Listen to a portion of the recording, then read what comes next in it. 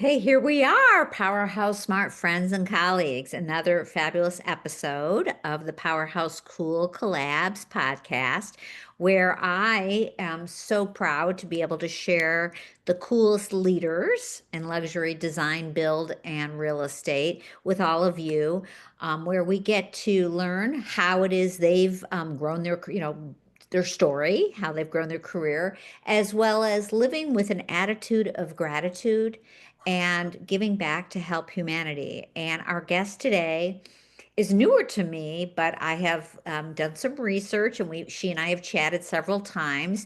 And I think she's going to be an incredible asset for all of you, especially with her areas of expertise, fits right into that luxury architecture, interior design world.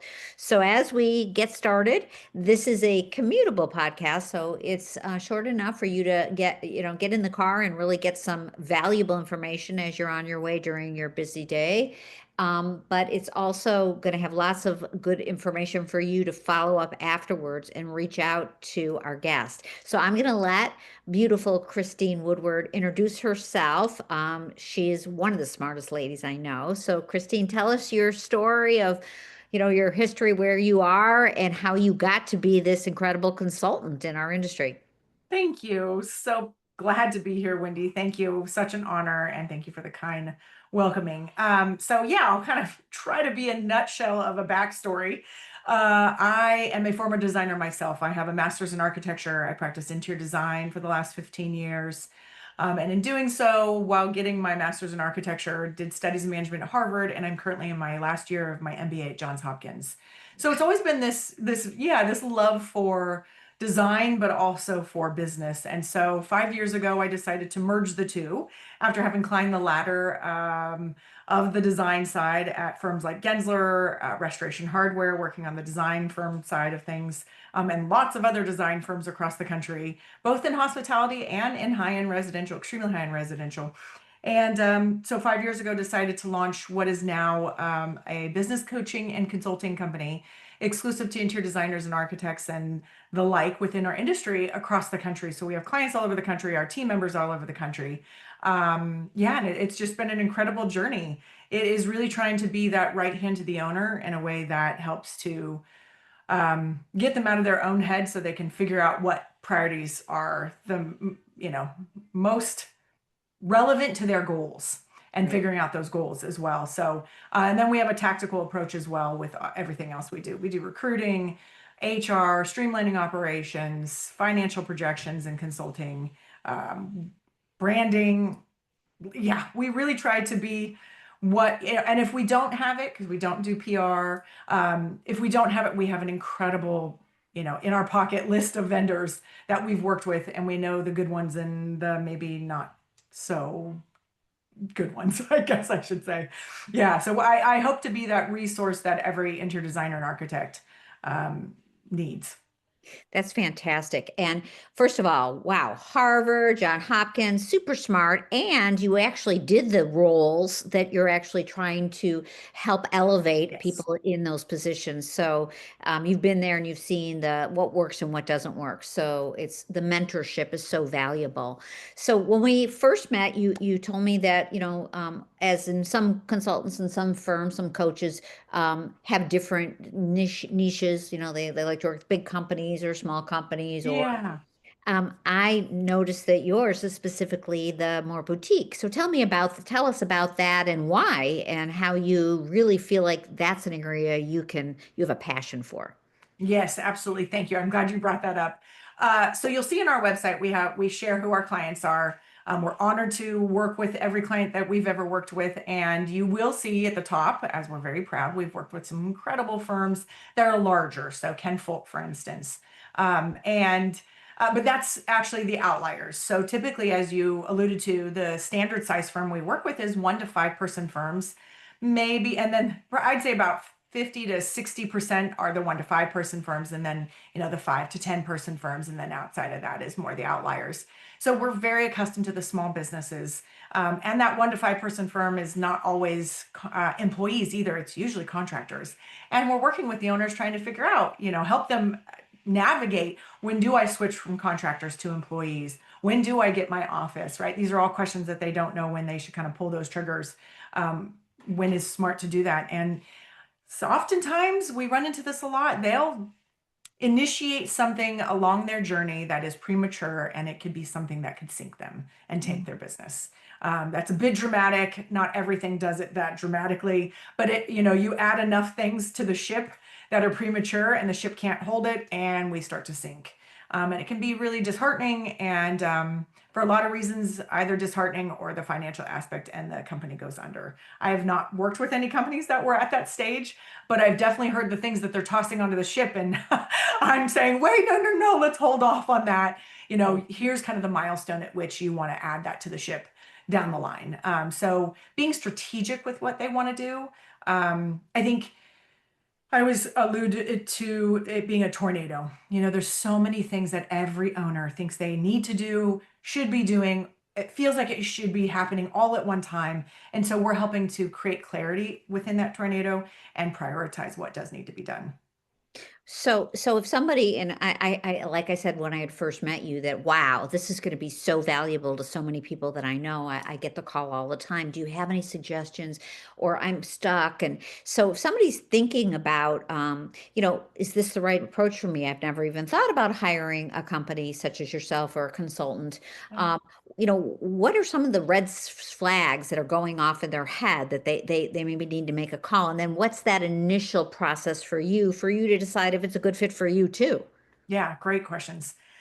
Those initial flags, I hadn't actually had that blank question before. It is, you've been spinning. That's the first thing that comes to mind. You've been spinning for too long. You don't know what's up, what's down. You can't make traction on anything. You start something, it stops. The needle feels like it hardly moves on anything. Yeah, the clarity is not there, and you don't know what to do. And everything you do does not make any progress. I mean, that almost exacerbated, defleated, disheartened state. That's when I think someone should absolutely get a coach. I strongly dislike using the word coach because so oftentimes the term connotes someone who's just there to kind of talk through things. Yeah. And yes, we are strategists, but strategy is nothing without implementation. And so we are both parts strategist and implementer and integrator to make certain that the needle is moving on what we have talked about, and the way our fee structure and how we work together helps to ensure that.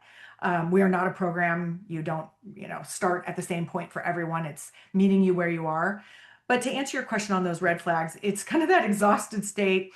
I think it's really important to have someone that knows the industry. So I've worked with a lot of clients who said, I've worked with coaches before, consultants, and it's not gone anywhere, but they also didn't know the industry. And I do think that's extremely important because our industry is really unique, Yes.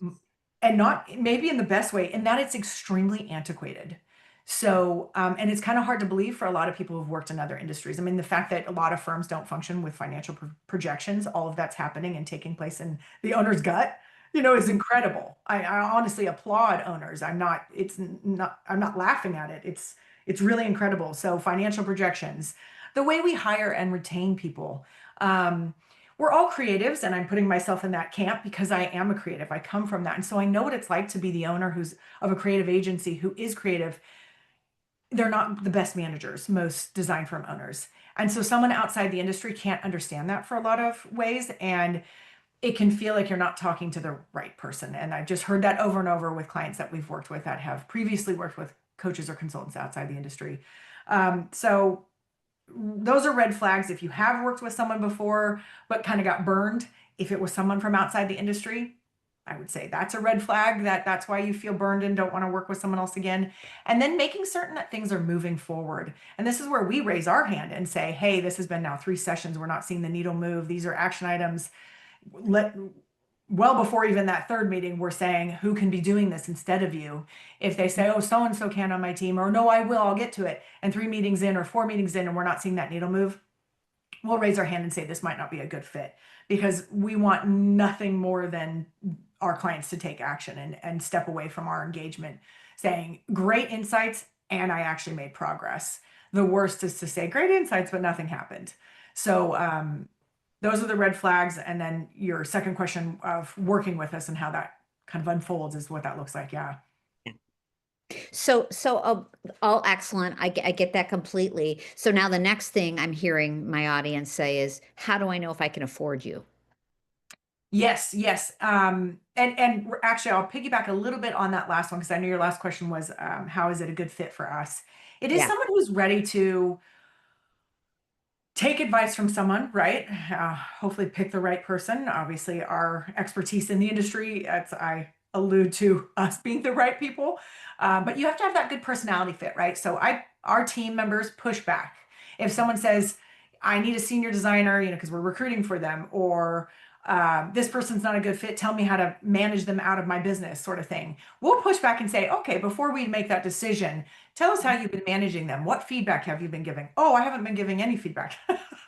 I'm laughing because it's happened so often, not laughing at the person, but it's just comical. So we will then actually help to coach them into retaining that person. It's less expensive to retain that person. Now I realize sometimes in a situation like that, it may have been too long. It's hard to turn a ship around at that point, but I'm a hopeless optimist in that it's less expensive and the person knows their business. So can we try to turn that around? So oftentimes we'll meet with the team members themselves and try to realign the culture, both either for that specific individual or everyone on the team. So we've done all that as well. But all that to say, we're pushing back. We're not just taking I say a ticket like IT to say, okay, we'll go fix this. We've got the big picture in mind, and we've seen and aggregated so many firms, best and worst practices, that we're going to push back and work as almost a partner in your business, really that skin in the game feeling, to analyze what we should be working on. And is this the right thing we should be analyzing? And are we analyzing it from the right perspective as well, right? So yes, this person's an issue in your business, but is it that they need to leave the business, or is it actually on us as owners? We need to step up as leaders and better managers. So that I wanted to piggyback on the pushback and who's the right fit for us, that pushback is okay and that they're looking for that partner in their business. That's us. And that's what I'm sussing out when I'm meeting with clients. And then being able to take action. So we're not here as a webinar or a course. You are not just gleaning information. That is not how we work. I strongly dislike that because you go back into reality, nothing happens. This is all about implementation and integration of what you actually learn. And then your question to me, sorry, I was so fixated on who's a good fit for us. Your last question to me, sorry. That's okay. Good. All good. And I think before you answer that question Yeah. about how does someone, fit this into their budget, make sure that they Ah, realize that this is a cost they have to yeah. take, they have to incur in order to grow or to stay in Mhm, business. Before mhm. you answer that, I just want to say that it was so smart of you to take that conversation a little further when someone says, I need to move someone out or they're not the right fit. Because a lot of times that's what I find as well is, you know, not just because you're a great interior designer, it doesn't mean you're a great manager. And so, It 99% of the time usually means they are not. And that's nothing against them. It's every reason why I moved away from design and went into the business side, because I wasn't as strong a designer as they are. Right. So we all have our paths, and our gifts. And I think it's acknowledging those gifts and being aware of that and knowing where you should step aside and know that you need to level up yourself. And if you don't want to do that, that's fine. Not every owner wants to be a manager. Then you need to get someone else who will, or you're not going to retain people. You're going to get a bad reputation. Acquiring talent's going to get harder, and everything starts to get harder and harder and harder. And your reputation is everything out there, right? So, to your question about how do we know if we should afford this, it's very much to what I was mentioning earlier, that are those classic questions that people say, when should I go out and get an office? When is my first W-2 hire, right? Knowing when to bring on a coach, a consultant, a right-hand partner in your business and taking on that investment, it's a very good question. It's also one that I get when it's like PR, that sort of thing, right? I will say, boy, I don't know if I've distinctly answered that in the past, because I've had clients say that, but it's so unique to their situation. We'll kind of go through their P&L, that sort of thing. But to more blanketly answer that, their pipeline is decent. Otherwise, I think you shouldn't spend resources on us. You should just go do business development. And I will just give you a tip right now, everyone who's listening and watching. Business development, I strongly dislike using that term, but now you know what I'm talking about. It's really building relationships. Just start going and building those relationships. Get enough projects that feels like, okay, now I can breathe. My nose is above the water line. Then I would say, if you feel like you've done this long enough that you kind of don't keep making the right decisions, bring someone on as an outsider. And we work with our clients in a way that, we're month to month. You can work with us 1 or 2 months. Now, I do not want to pretend that big movements will be made in that, but maybe you'll glean enough from us. Oftentimes you will. I'm just not promising. You'll glean enough from us that you can say, okay, I've got enough. I'm going to go implement that and run with that for 6 months and I'll come back, right? Or 3 months. And then people come back. And that's how I want people to leverage us. A lot of I will say the majority of our clients stay with us more 6 months and then ongoing beyond that.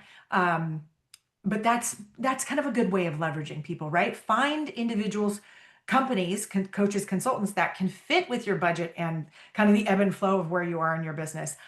Unlike a sign up for a whole year and commit to tens of thousands of dollars, don't do that. Absolutely not. If you're questioning if you can invest in this, do not go do one of those, hands down. That again is one of those adding too much weight to the ship before it even gets out of the port. And now you're heavier than you have fuel for, sort of thing. I don't know why I keep going back to this boat, but I'm a rising tide lifts all ships kind of mindset. So I love it so much. Yes. No, that's, you know what, the fact that you're flexible like that and that and that's, so I guess what I'm going to say to the audience who's listening to this is I think you should just make a phone call or an email to Christine, and it never hurts to have a conversation. absolutely not. Obviously, if you've just started and you don't have as you said, the business going, you need to have some flexibility to be able to invest. But even if you start and then you get that going for a month or 2 or 3, I've found that what happens is you then maybe take a break and implement, and then you come back and you're that client that turns to be out to be a lifetime client because you see the value and you're able to implement, you'll be able to take the best for your own custom situation. So I Yeah. think that's really nice that you're flexible like that. And it sounds to me, and I already know this, but it sounds to me you feel like this is giving back and helping other people, and it's not just about the money for you. So share. No. Honestly, I was just going to say too, this month, that we are on a fee schedule or fee structure of monthly and cancel anytime kind of thing. It's like, that doesn't benefit me. Um, we used to actually be hourly, but it didn't have inherent in it the commitment that was needed on the client side in order for us to all be successful, right? This is a partnership. And I keep using the term partnership. The greatest compliment is for a client that even if, it fizzles out because they're finding they don't need us right now. I kind of think of it like, you feel with your mom where you're like, okay, I'm good, mom, I don't need you anymore. But then like a new shift happens in your life and you go back to mom. That's us. I'm not saying I'm a mom. I am actually a mom, but I think because I'm a mom, I'm thinking about it in that in regards in that you're going to have times where you fizzle out and you feel like, oh, I don't need them. I'm good. And you'll get a big head probably about it. I can guarantee you'll come back to us 3 months, 6 months down the road. And I'm not going to feel bad about that. It's going to be the biggest compliment to me that you didn't need us anymore, that I made, we became obsolete. We did our job. And then you came back. So that's why I have the monthly fee structures, hopefully to try to keep that commitment structure in place so that we can move the needle and then you can fizzle out and we can make ourselves obsolete. And then you come back to us when you have the next big shift in your business. So in terms of the giving back too, we have on the 19th of every month. So we are named the business company. I don't even actually know if I shared that right now in my spiel is 19th and Co. And it's actually named after the 19th Amendment, the women's right to vote. I'm huge in female empowerment, both in the women that work with us and those that we serve. Only because I say the majority of the industry is women, but I will say women and traditionally underrepresented is who we serve. And the industry is just primed for that. So it just really worked out. It's wonderful. So on the 19th of every month, I give back my time for free to provide consultancy, even to companies that might not think they really, it's for those companies that can't afford it and they know they can't. So I give back on the 19th of every month. Otherwise, business development calls, yes, it's for those that do think that they can't afford it and they're just kind of figuring me out and see if it's good fit. So that's my giving back. That's wonderful. Share a little more about that. So, and what I'm thinking is Yeah.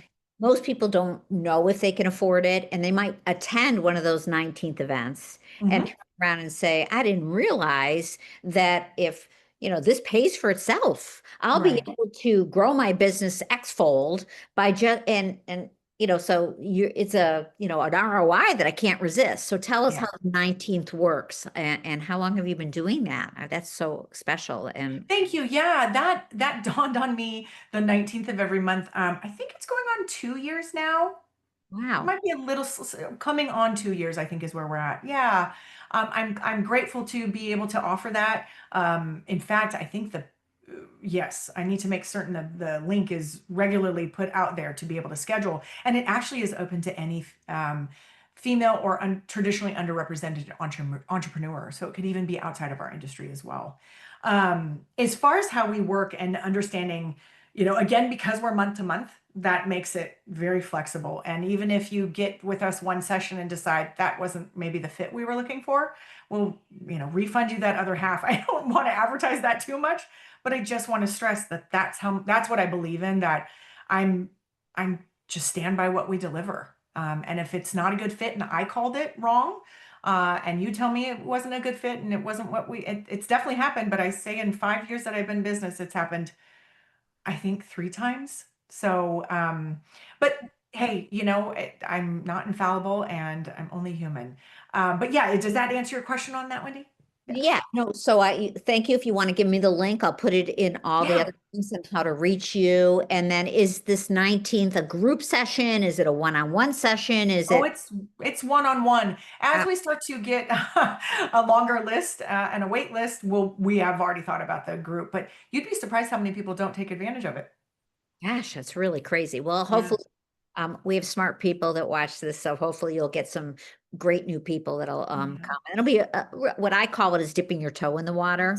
I And agree. yeah, and I just can tell that you have a huge heart and that you found your passion and you're stepping into the power and you're sharing and building and helping all these other women and business owners really find where they can be confident in building their own business. And that's what we're here for. We're actually you said you're only human. We're actually souls having a human experience. So, and I I'm love so that. blessed to have Pamela McNally connect the two of us.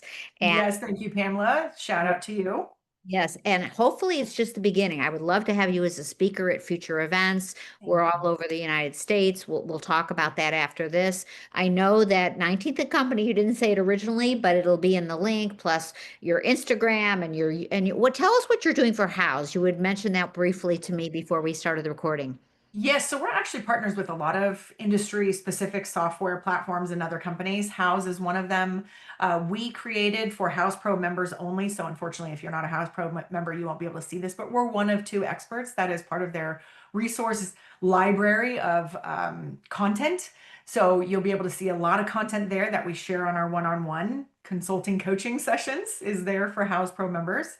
We're in talks with many other studio designer, actually a partnership we have, design manager, we're working on one as well. So we're out there talking to a lot of industry partners and trying to actually help give back feedback that we hear so much from our clients to these platforms so that they can be that much more valuable to them. These are obviously incredible platforms, but there's always room for improvement, and we're hoping to be a bridge for That's all these great. Oh, platforms. so important. And I get a Yeah. lot of feedback too. I know I'm going to funnel that to you so you can send it to the right resources because we need those, just like we need all the associations. But we need it to be working for us as we're all on the same side, right? Yeah. So I always end my podcast with your definition, Miss Christine, of a well-lived life. So if you could please tell us what that is in your mind.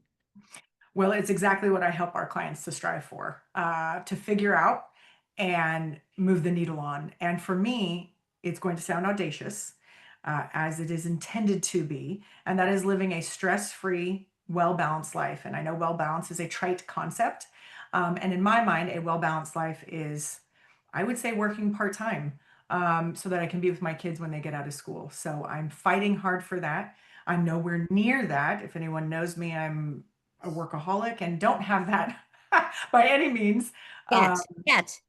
Yet, that's right, I will, absolutely. And the needle is moving toward it, and it's really exciting. So, my word of the year is ruthless this year. And ruthless with time, ruthless with focus, ruthless with goals, right? So, if whatever you define for yourself is a meaningful life. Then underneath that, what are the bullet points that will get you there? Being ruthless and sticking just to those items. It's hard, but I will say I have dropped everything off. I don't do social media anymore because even though I was having someone do social media for me, it still Mhm. pulled me away from my ultimate goal, right? So I know that sounds crazy, but, and frankly, I want to remove social media altogether because I just don't agree with it. But, and one day maybe I will, but don't mark my words there, anyone.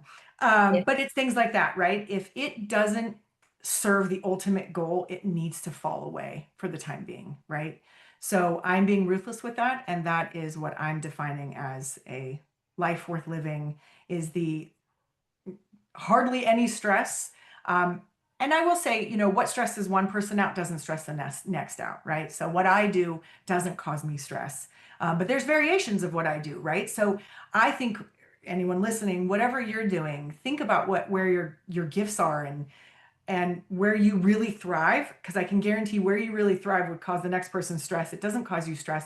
In fact, there's a book called oh, I'm oh my goodness. Oh, it's by the Stanford and Berkeley professors. Oh, it's turquoise. Oh my goodness, I'm blanking on it. Well, we'll have to put it on.